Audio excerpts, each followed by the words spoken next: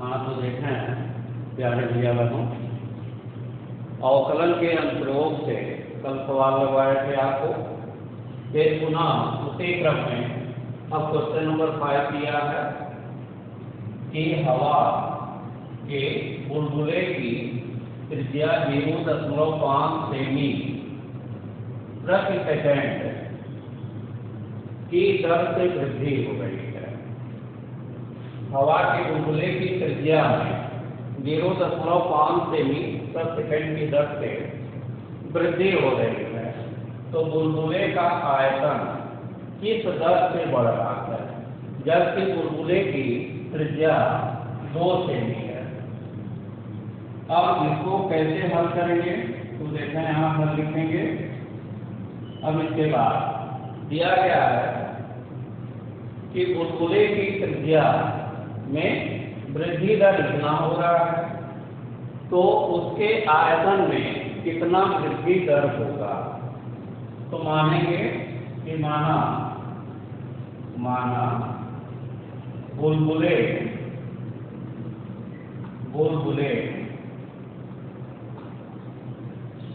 की त्रिज्या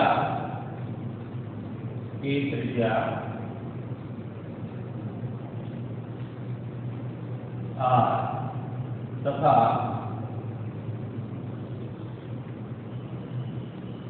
उसका आयतन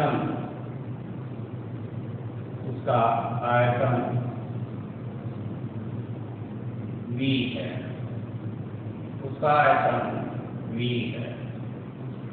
हमने मान लिया कि माना बुलबुले की त्रिज्या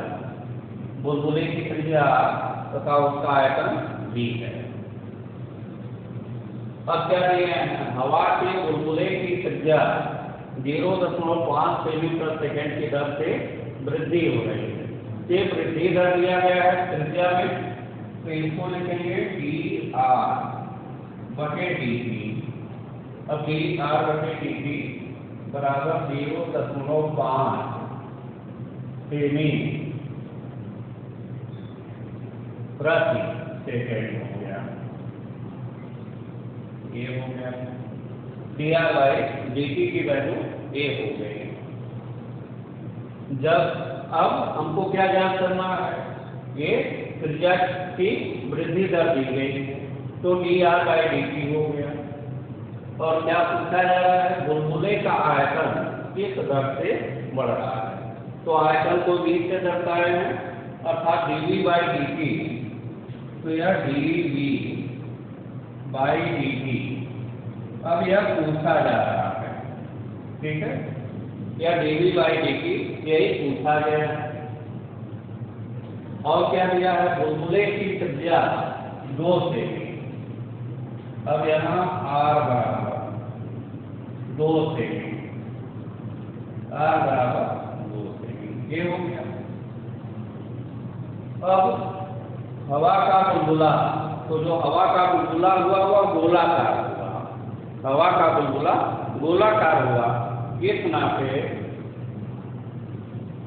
उसका आयतन जो होगा गोले के आयतन के बराबर होगा। अर्थात गोले का आयतन जो होता है, ये गोले का आयतन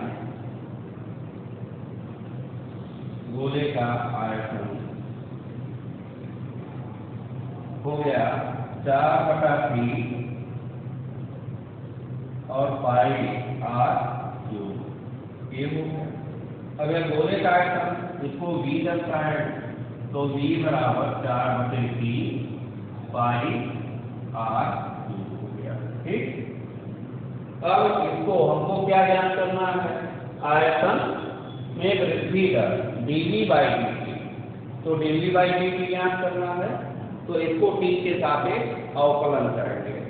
तो देखें, अब जब t के सापेक्ष अवकलन करेंगे तो यह हो गया dv/dt बराबर हो गया dv/dt फिर 4/3 πr3, ये हो गया। फिर अब यह 4/3 पाई ये कांस्टेंट है, अब ये 4/3 पाई ये कांस्टेंट है, इस नाते बाहर निकल गया। अब क्या बचा? D by D T R हो गया। और अब इसका जब अवकलन करेंगे तो यह हो गया 4/3 पाई हो गया, इंटू 4/3 पाई हो गया। और जब इसका अवकलन करेंगे तो r³ का अवकलन हो गया 3r²। ये 3 आगे आया तो इसका अवकलन 3r² हो गया इंटू dr/dt ये चीजें हो गया। अब यहाँ से यह 3 से 3 कट गया। जब यह 3 से 3 कट गया तो अब इसको क्या लिखेंगे? तो देखें,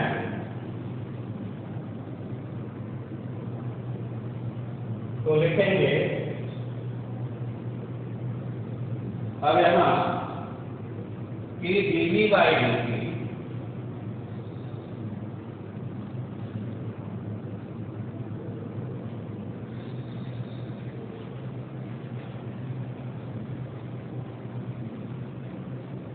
अब इसको लिखेंगे dv/dt ये नहीं यहाँ dr था।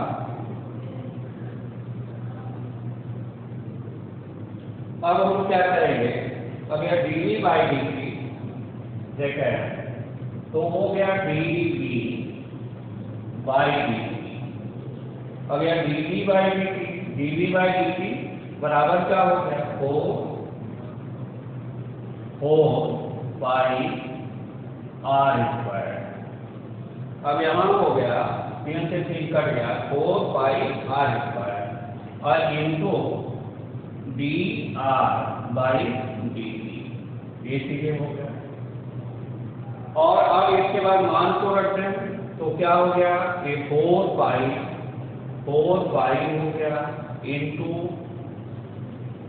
अब यह 4 पाई तो 4 पाई हो गया इंटू r²। अब r की वैल्यू रखते हैं तो r की वैल्यू क्या है? 2 तो 2 का स्क्वायर हो गया। अब फिर इंटू dr/dt। अब यह dr/dt की वैल्यू क्या है? 0.5 सेमी प्रति सेकंड तो हो गया 0.5 ये हो गया। और इसके बाद आप सरल कर रहे हैं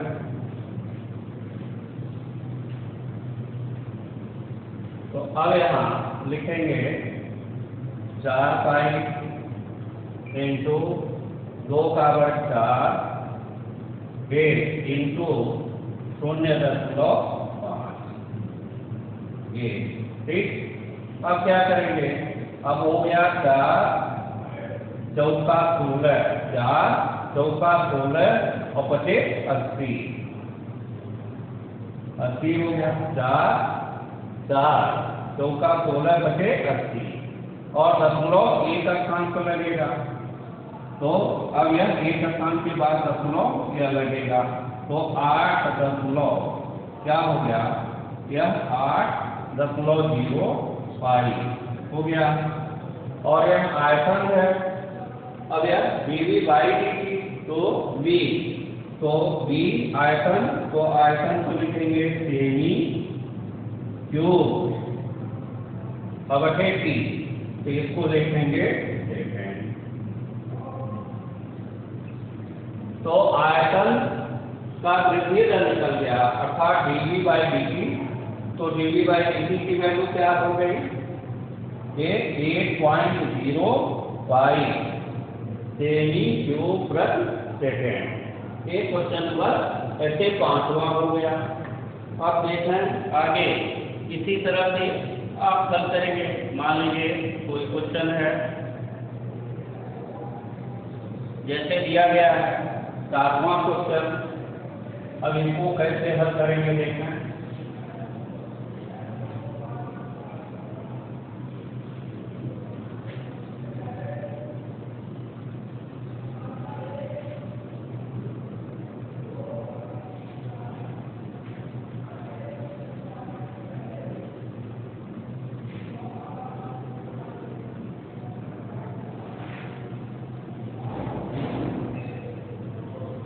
अब यहाँ पर दिया गया है कि एक घन का आयतन, जैसे क्वेश्चन नंबर 7, तो 7 देखें, एक घन का आयतन, एक घन का आयतन, एक घन का आयतन, एक घन का आयतन 9 सेमी क्यूब प्रति सेकेंड। एक घन का आयतन 9 सेमी क्यूब प्रति सेकेंड की 10 से बढ़ रहा है, बढ़ रहा है।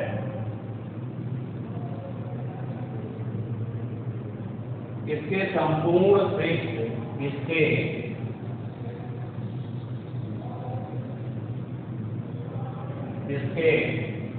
संपूर्ण पृष्ठ,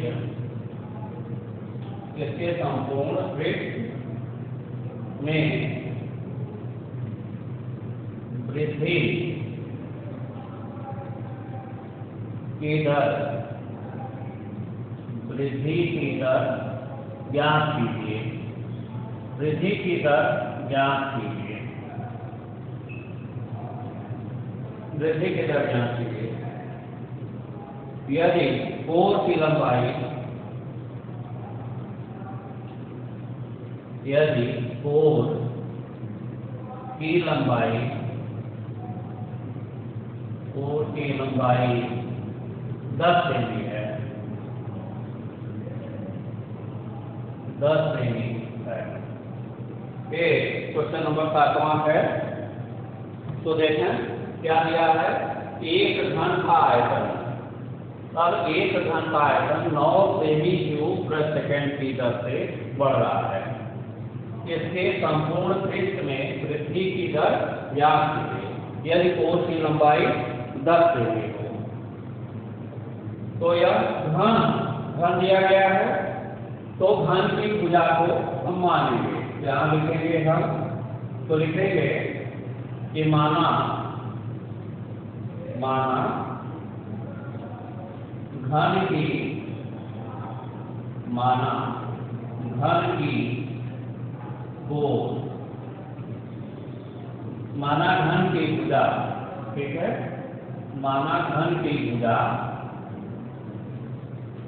x, हमने माना घन की भुजा क्या है, x है।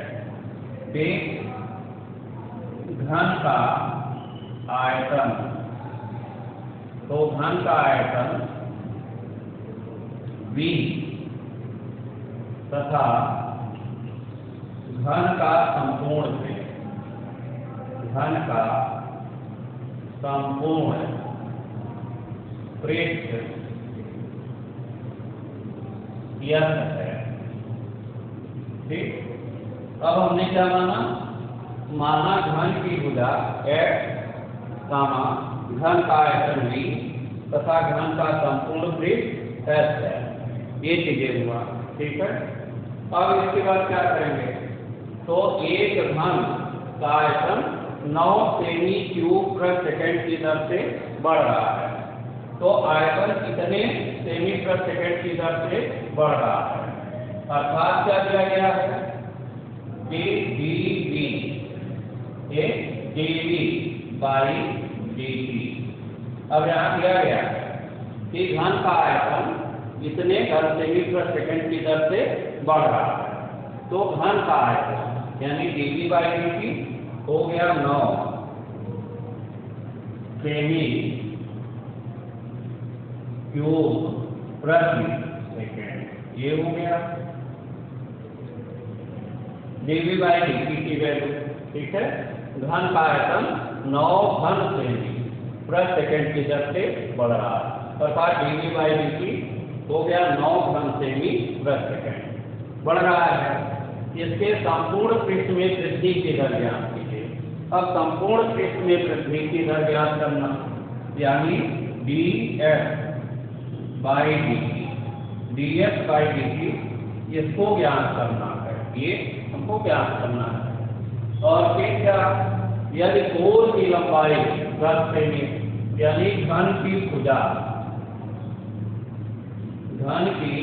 भुजा बराबर जो है 10 सेमी, 10 सेमी, ये चीजें हो गया।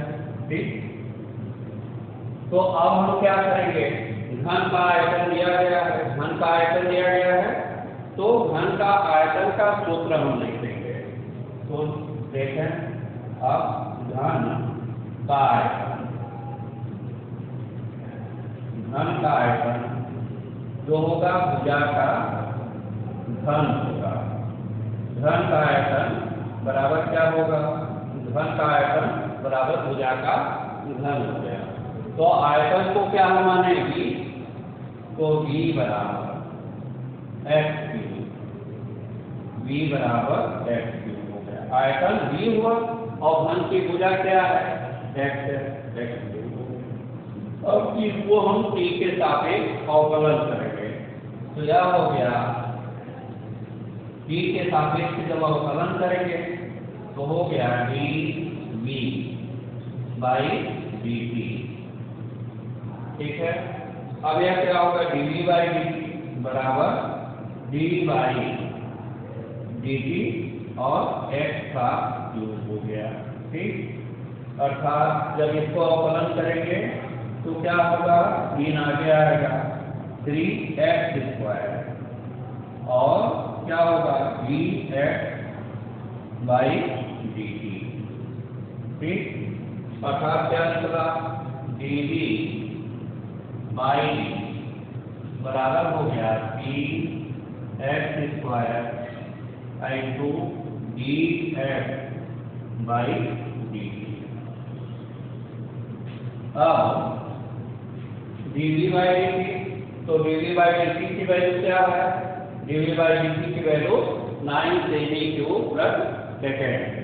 तो अब dv बाई dt की जगह पर 9 रखेंगे, बराबर 3x स्क्वायर इंटू dx और बाई dt, ये चीजें हो गया। और अब यह क्या होगा, यह जो है इसके बटे आएगा, यह जो है इसके बटे आ गया, तब क्या लिखेंगे, 9 बटे 3x स्क्वायर और बराबर, अब क्या होगा, ये जो है इसके बटे आएगा, तो 9 बटे 3x स्क्वायर इक्वल टू क्या होगा, dx बाई dt। अब 3 से काटेंगे, 3 त्रिका 9, अर्थात 3 त्रिका 9 हो गया, तो क्या गया, 3 by x square equal to dx और बाई dt, ये चीजें आ गया। ठीक, यानी dx बाई dt का वैल्यू क्या हो गया, 3 बाई x स्क्वायर हो गया। ठीक है, अब हम क्या याद है, संपूर्ण पृष्ठ में वृद्धि दर ज्ञात करना, संपूर्ण पृष्ठ में। तो अब घन का संपूर्ण पृष्ठ, तो घन का संपूर्ण पृष्ठ,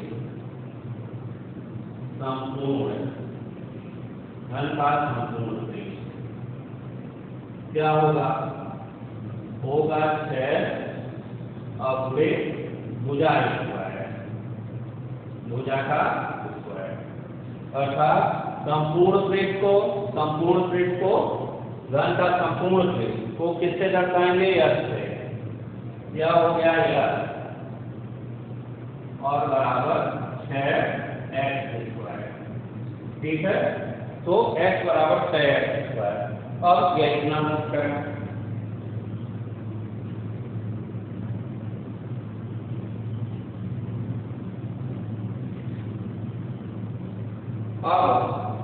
अब इसको हम क्या करेंगे, अब देखें इसको पुनः अवकलन करेंगे, संपूर्ण पृष्ठ में वृद्धि की दर ज्ञात करना है। तो अब इसको हम क्या करेंगे,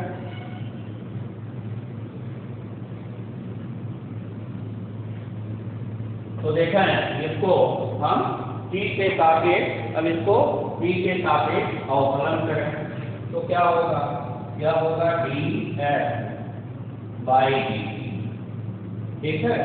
यह बराबर 6 से x स्क्वायर है, तो इसको t के सापेक्ष अवकलन करें तो ds by dt equal to हो गया d बटा dt और 6x स्क्वायर, और 6 अब आगे हो गया 6 हो गया into D by D T, तो D by D T X square ये हो गया। अब इसका अवकलन क्या होगा, तो D S by D T equal to 6 और गुणे, अब इसका जब अवकलन करेंगे तो जब इसका अवकलन करेंगे तो आपका क्या हो गया 2x हो गया, x स्क्वायर का अवकलन 2x हो गया और इनटू dx बाई dt ये हो गया, अर्थात dx बाई dt बराबर 6 गुनी 12 और into x into D X by D T. अब इसके बाद मान पूरा करेंगे तो यह हो गया 12 और गुणे यह और गुणे D X by D T.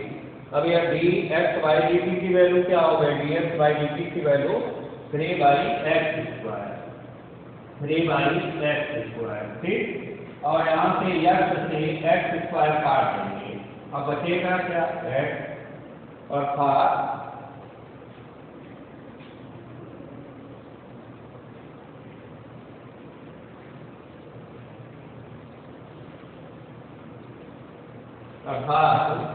ds by D T equal to, तब ds by D T equal to क्या होगा, ये होगा 12 और गुणे 3, 12 या 36 बटे f, फिर यह ds बाई डी टी बराबर 36 और बटे x का मान क्या है, घन की भुजा क्या है 10, तो बटे 10, अर्थात हो गया 3.6 और यह यस डी एस यस है, तो इसलिए इसका मतलब हो गया सेमी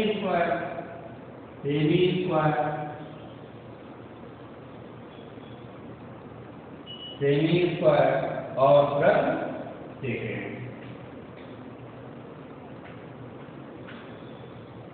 ठीक। क्या D S by D T की वैल्यू निकल गई, D S by D T बराबर हो गया 3.6 सेमी स्क्वायर प्रति सेकंड।